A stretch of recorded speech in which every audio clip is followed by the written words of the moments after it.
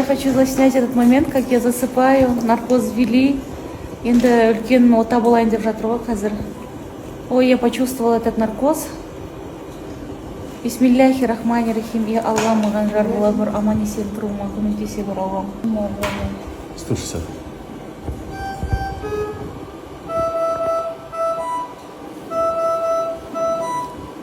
Ручка прошла. Ну, прошла. Можно еще снять, но она уже будет, больше не будет ничего. Она уже спит.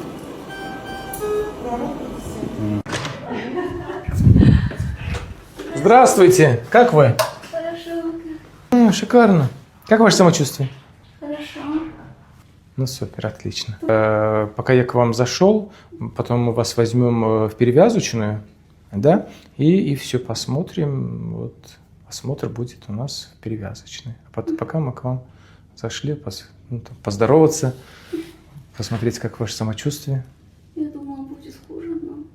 Не, все в пределах нормы, все терпимо. Папа, Вот. ничего не случится с папой, я прям лежу. Ничего не случится, нет.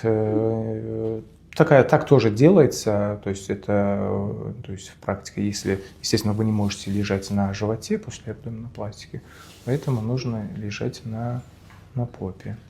Живот у вас, значит, я вам ушил все, лишнюю кожу убрал, новый пупок, вот, все плоско, ровно, да, вот, липосакция спины, боков, вот, ноги и липофилинг, как мы с вами обсуждали, все. Окей? Попа большая уже. Попа хорошая, да, не маленькая. Максимально, насколько возможно, я увеличил. Хорошо? Все, я думаю, вам понравится. Все у вас на столе все красиво будет. Я даже могу вам показать. Я сидя. Это я? Это вы, да, это все вы. Окей? Все, значит, Да, сделали счастливое лицо, да? Да. В принципе, неплохо же, нормально. Просто я чуть пониже. Ага, вот так отлично.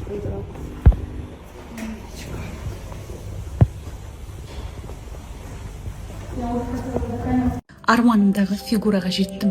10 ай бұрын екінші баламды дүниеге алып келдім. 2 қабат кезімде 20 килограмм салмақ қосқаннан ішімдегі бұлшық етім жыртылып диастаз болдым. Салмағымды почти қалыпқа келтірсем де, кішкене тамақ ішсем ішім шығып кете беретін. Содан 6 жыл бойы бақылап жүрген Москвадағы врачқа барып, фигурамды толық өзгертем деген шешім қабылдадым. Мендегі проблема тек іште ғана болған жоқ. Қолдарым толық болды, арқа, бөксе, арықтауы қиын және қатты қалағаным әдемі жамбас пен бөксе. Москваға арнайы Русиф Бежановичке келдім. Бұл кісінің жұмысына ешқандай уайым болған жоқ. Өйткені авторская методикамен жұмысын әдемі жасайды. Қанша жыл Инстаграмнан бақылап жүріп, өмірде көргенімде қатты қуандым. Русиф Бежанович маған липосакция, липофилинг және абдоминопластика жасады. Операциядан шыға сала өзімді жақсы сезіндім, біраз тұрып жүрдім, перевязкаға кіріп, фигурамды көрдім. Қыздар, қуанышымда шек жоқ. Москваның люкс клиникасында жатырмын. 3 мезгіл тамақ, палатамның іші комфорт, медсестралары өте сыпайы, прям өте жақсы қарап жатыр. Отаны жасағаныма мүлде өкінген жоқпын, қатты қуаныштымын.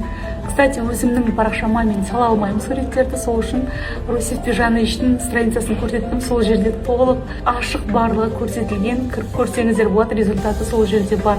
А пока мен бандаждамын, пока көрсете алмаймын. Все, давайте көреміз десеңіздер, кіріп көрсеңіздер болады.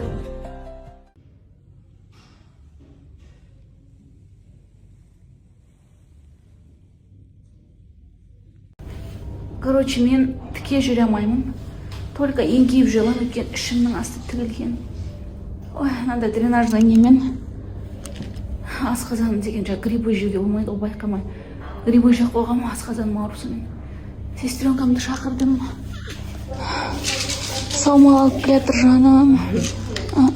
Саумалымды ішіп алайын деп жатырмын. Кімде вот асқазанында изжога, асқазандарыңыз түйіп бүріп ауырады ғой.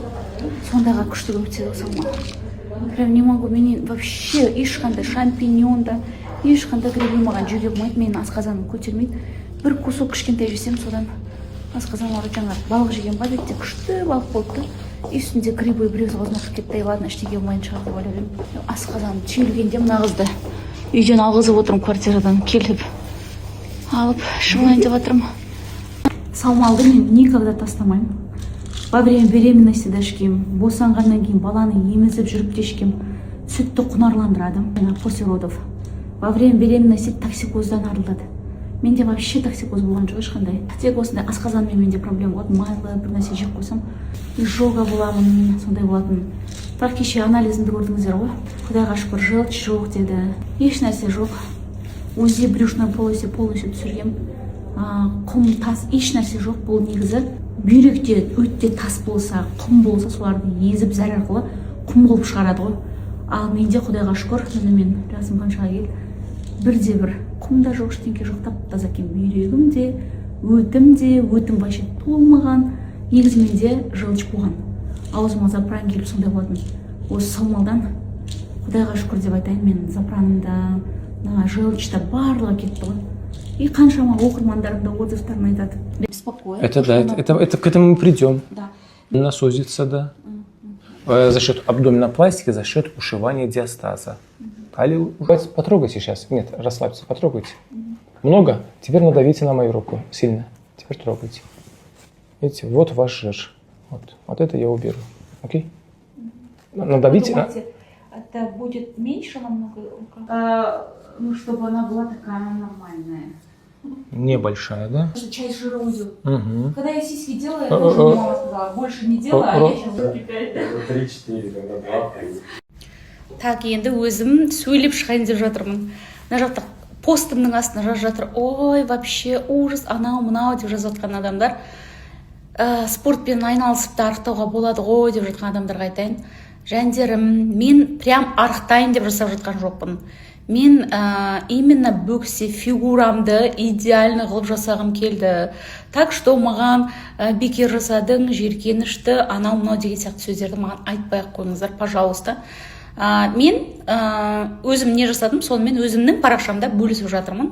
Мені көретін, мені жақсы көретін өзімнің аудиторияма мен не істегенімді айтамын. Мен сондай адамым, мен өмірімде не болатыр, мен соны бөлісіп айтамын. Ұнамаса, пошел вон. Ұнамайтын адамдар қарамай қойыңыздар мені, пожалуйста. Вот. Мен өз-өзімді жақсы көремін. Қазір новый фигурамен вообще күшті. Вообще сөзім жоқ, айта алмаймын енді кеше. Сол кеше перевязкада фигурамды ашып көріп, честно, я была в восторге. Фигурам деген идеальный ғой. Құдай сақтасын, мен андай фигураны даже түсімде армандамаған ғой. Тезірек на бандажды шешіп, енді алдына үш жағымдағы шовым кішігірім сол жазылса, тіке жүре алсам, бұйырса армандағы көйлектерді киіп, облегающий көйлектер киіп, вообще қыз болайын деп тұрмын ғой, от болайын деп тұрмын ғой, бұйырса. Я такая счастливая, честно. Мен осы именно Русик Бижановичті баяғыдан көретін ғой. Осыны 6 жыл бұрын жазған кезде маған айтқан, сізге семіріп келу керек деген. Мен ол кезде 47 килограмм болғам. Сол кезде мені алмай қойған, майыңыз жоқ деп. Сол енді толып келдім, бұйырса деп. Енді попам деген дөп дөңгелек енді. Ай, не могу. Армандап жатырмын купальникпен сурет салуды. Так, не жасаған тағы айтып берейін. Липосакция, липофилинг деген не? Қолдағы кетпейтін майлар бар ғой. Менде қолымда майлар бар етін, арқамдағы майларым салу, олар кетпейді. Арықталмайды олар, вообще кетпейді. Бөкседе, нарықта бір сондайларды алып, попама салды. И ішіме абдоминопластика жасады. То есть ана диастаз дегенде қабат болғанда бұлшықеттерім ажырап кеткен ғой. Соны тікті, ашып, и перенос пупка кіндігімді ауыстырды. Орын өйткені артық теріні алып тастады, тігіп. И не жасады тағы? Спортивный живот жасады маған. 2 полоскасымен 2 жағында. Ой, вообще супер болып тұр енді. Енді айта алмаймын енді.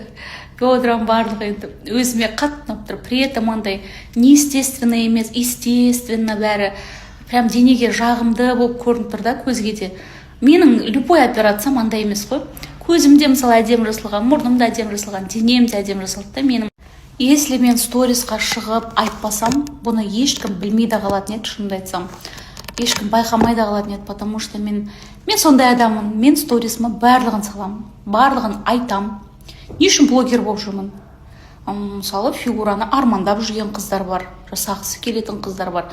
Барлығы көп адамдар сияқты үйде отырып алып, ой деп диванный критик болып, сөйлеп отырғанша, пожалуйста, идите, работайте, зарабатывайте.